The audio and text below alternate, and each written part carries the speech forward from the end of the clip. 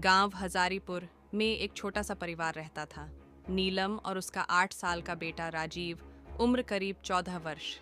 नीलम के पति की मृत्यु के बाद इस पुराने टूटे फूटे घर में रहने लगे थे। एक रात जब नीलम अपने घर के कामों में व्यस्त थी, राजीव ने खेलने के लिए अपने कमरे में जाने का फैसला किया। अचानक उसे खिड़की के बाहर एक अजीब छाया दिखाई दी।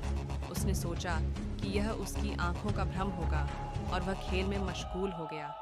लेकिन फिर उसे उस छाया की आवाज़ सुनाई दी, एक धीमी, कांपती सी आवाज़ जो साफ साफ उसे पुकार रही थी, राजीव, राजीव। राजीव ने खिड़की की ओर देखा, लेकिन बाहर कुछ नहीं दिखा। उसने सोचा कि उसे अपनी माँ को बताना चाहिए, लेकिन उसकी जिज्ञासा उसे रोक रही थी। उसने हिम्मत जुटाकर खिड़की खोली और नीचे झांका।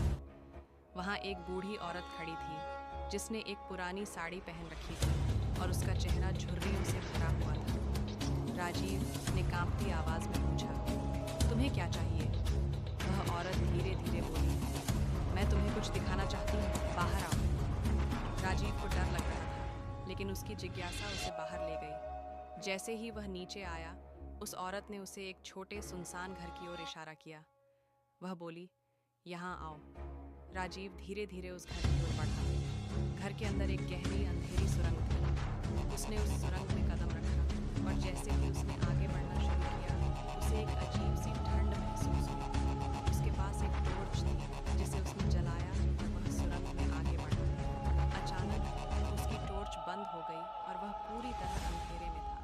उसने दरवाज़ा बंद होने की आवाज़ सुनी और उसे लगा कि कोई उसके पीछे खड़ा है। उसकी सांसें तेज हो गईं और उसने पीछे मुड़कर देखा, लेकिन वहाँ कोई नहीं। तभी उसने एक ठंडी सांस अपने कान के पास महसूस की। राजीव, आवाज़ कैसे आई?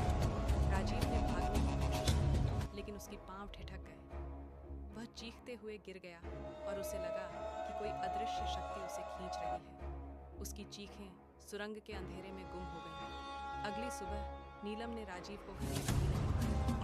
गाँव वाले उसकी तलाश में जुट गए, लेकिन राजीव का कोई सुराग नहीं। लोग कहते हैं कि उस सुरंग में जाने वाले लोग कभी वापस नहीं आते। सालों बाद हजारीपुर के लोग अब भी उस घर के पास जाने से डरते हैं, क्योंकि वहां से अब भी वह चीखें सुनाई देती हैं।